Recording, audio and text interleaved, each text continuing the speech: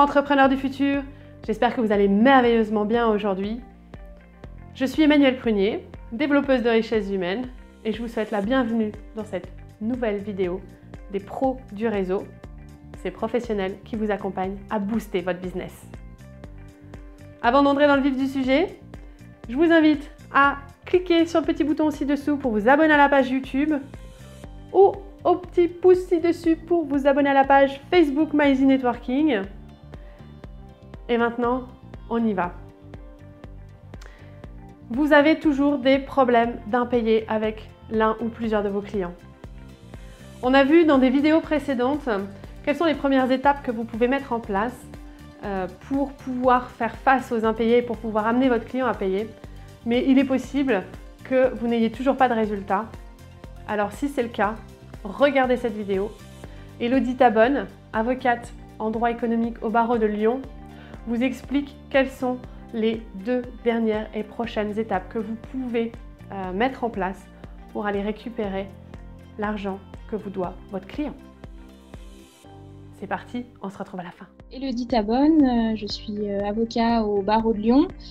J'interviens donc aux côtés des entreprises en matière contractuelle et en matière également de contentieux, notamment en cas d'impayés, pour justement accompagner les entreprises dans le développement de leur activité et le maintien de leur activité.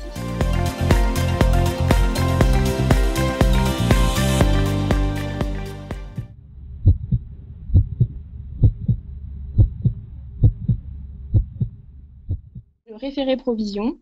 Donc là, c'est une hypothèse d'impayé, donc toujours la même situation, hein. On a une créance contractuelle ou statutaire justifiée par des pièces, c'est-à-dire que la créance elle est évidente, quel que soit le montant, et une absence de contestation sérieuse, c'est-à-dire que dans les échanges qu'on a pu avoir avec notre débiteur, il n'a pas vraiment contesté les sommes, voire encore mieux, il les a reconnues, mais il a juste invoqué des problèmes de difficultés financières ou ce genre de choses, ou alors il les a un peu contestés, mais les arguments qui sont élevés sont pas du tout sérieux et tenables en pratique.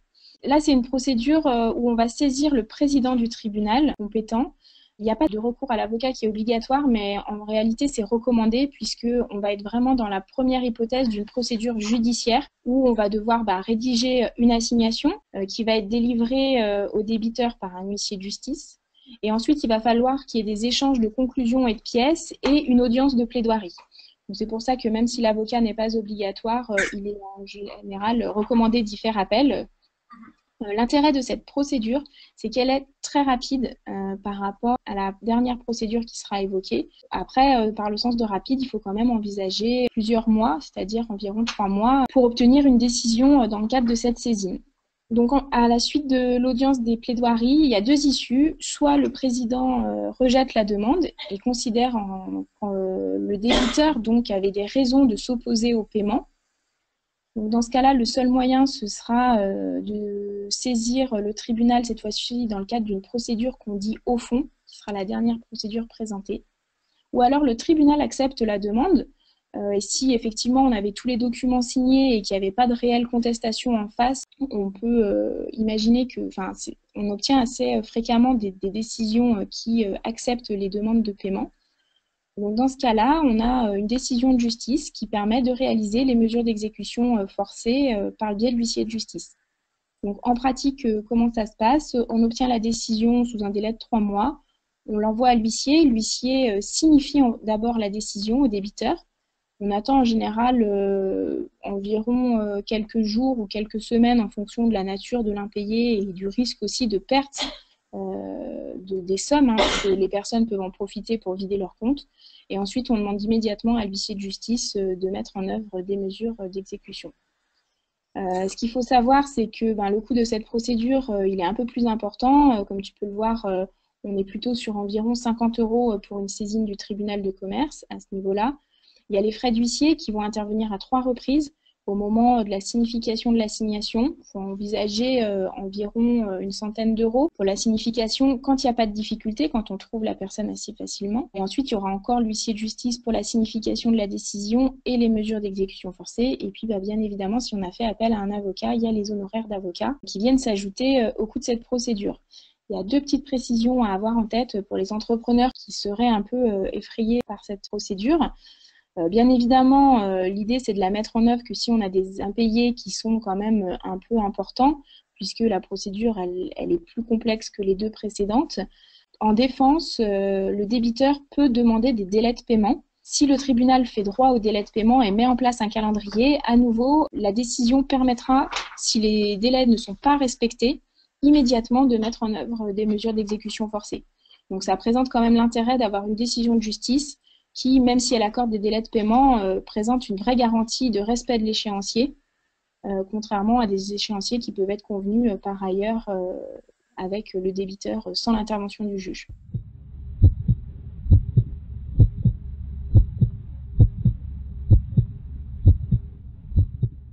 J'aurais tendance à dire à partir de 10 000 euros, puisque par rapport au coût qui va être généré par les honoraires d'avocat, la saisine du tribunal et les frais d'huissier, il faut quand même qu'il y ait un impayé un peu important. Après, elle peut être envisagée aussi pour des impayés qui sont un peu plus faibles, mais dans les hypothèses dans lesquelles on sait que notre débiteur il a des difficultés financières, c'est-à-dire elles sont connues et on veut en fait obtenir, on sait qu'il va obtenir des délais de paiement. Mais ça permet d'avoir une décision de justice et de formaliser un échéancier et son respect. Mais autour de 10 000 euros, ça peut être envisageable. Et après, la procédure, tu la mets aussi en œuvre si ta procédure en injonction de payer a échoué.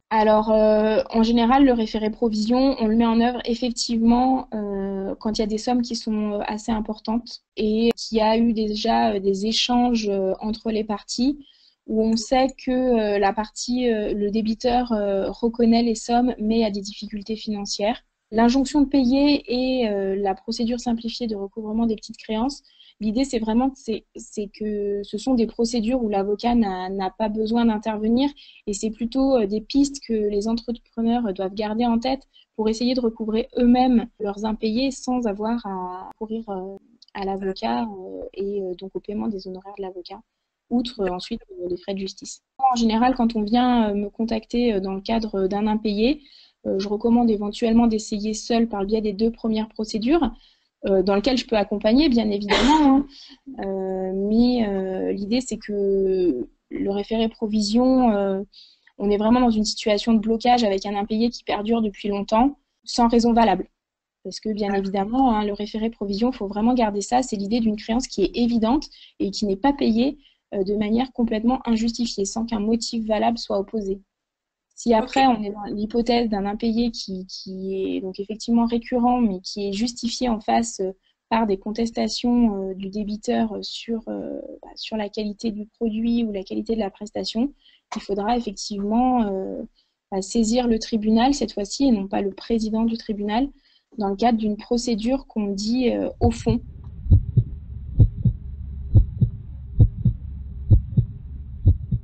Dernière procédure, qui est la procédure dite au fond, c'est la procédure dans laquelle on va saisir le tribunal compétent. C'est une procédure qu'on réserve en général aux impayés complexes, pas nécessairement d'un montant extravagant, parce qu'on peut avoir des impayés conséquents et saisir le président dans le cadre de la procédure de référé qu'on vient de voir, mais où effectivement on a des contestations de la part du débiteur sur la qualité des produits, la qualité de la prestation, des retards de paiement ou des vraies problématiques juridiques, par exemple un débiteur qui viendrait contester l'existence du contrat ou en fait même tout simplement devoir quelque somme que ce soit.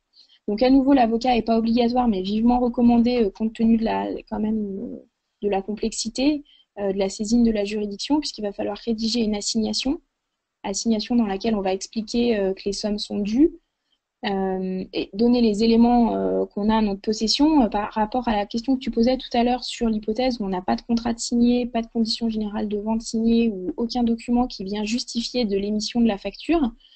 Il va dès le moment de la rédaction de l'assignation en fait falloir justifier de l'existence de la relation contractuelle, donc d'un point de vue juridique ça peut être complexe. Ensuite il y aura à nouveau cet échange de conclusions de pièces et une audience de plaidoirie Ce qu'il faut avoir en tête, et c'est pour ça que c'est vraiment le dernier recours en cas d'impayé, c'est que c'est des procédures qui sont longues. Il faudra compter minimum 1 an avant d'obtenir une décision compte tenu des délais d'audiencement aujourd'hui devant les tribunaux de commerce.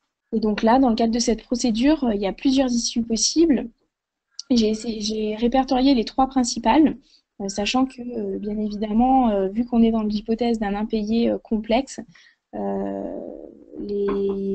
la procédure peut évoluer d'une façon ou d'une autre en fonction des différents arguments qui sont soulevés.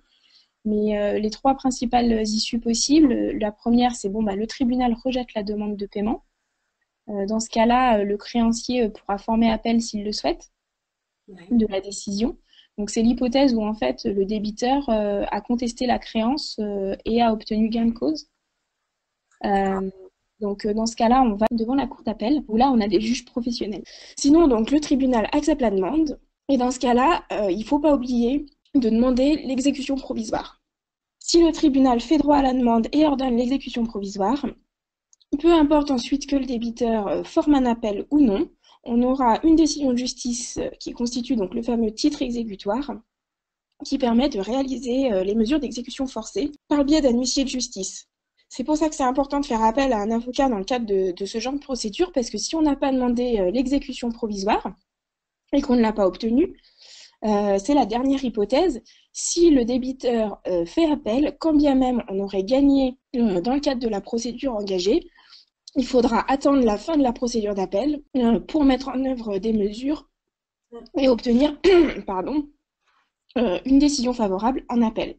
Donc là, on sera sur des délais qui seront encore plus longs. Il aura déjà fallu attendre environ 1 an pour obtenir la première décision et ensuite, en fonction des cours d'appel, il faut à nouveau encore attendre 1 an, voire plus, pour obtenir des décisions. Demander l'exécution provisoire, c'est parfois oublié, alors que c'est très important, surtout en matière d'impayé. Étant précisé que si on a obtenu l'exécution provisoire, on peut effectivement mettre en place des mesures d'exécution forcée, mais au risque et péril du créancier. C'est-à-dire que si ensuite, dans le cadre de l'appel, la décision qu'on a obtenue est annulée, il faudra bien évidemment restituer les sommes. Cette procédure, c'est celle qu'on met en œuvre que dans les hypothèses les plus complexes, puisque au-delà du fait d'être longue, elle est beaucoup plus coûteuse. Il faut compter environ 80 € pour saisir le tribunal de commerce. Les frais d'huissier à nouveau à plusieurs reprises, outre les honoraires d'avocat, et éventuellement également le coût de la procédure d'appel, puisque si derrière on doit saisir la cour d'appel, ou que la cour d'appel est saisie, il y a à nouveau des coûts d'instance qui sont à prévoir. Donc voilà, j'ai essayé de dresser un état des lieux des procédures qui existent. Après, bien évidemment, chaque dossier a ses propres particularités. L'idée, c'était vraiment de pouvoir indiquer aux entrepreneurs qu'il y a des procédures qui existent et qui, certes, ont un coût quel qu'elle soit, mais qui peuvent leur permettre quand même de recouvrer leurs impayés de manière assez rapide si elles sont vigilantes. Plus on laisse la situation traîner, les impayés se multiplier et devenir anciens, plus ensuite derrière on va être dans des hypothèses de contestation qui vont nécessiter ensuite d'aller saisir un tribunal.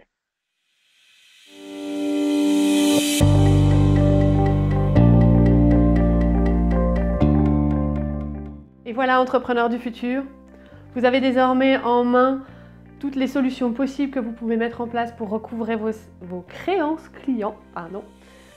Sujet très important. Je vous conseille vivement de vous faire accompagner d'un avocat qui va vraiment pouvoir vous orienter sur la meilleure des façons de gérer en fonction de votre cas particulier.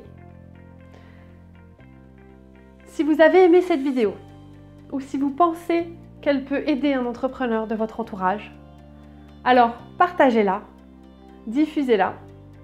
Et quant à moi, je vous souhaite sincèrement tout le succès et je vous dis à très bientôt dans une prochaine vidéo. Bye bye!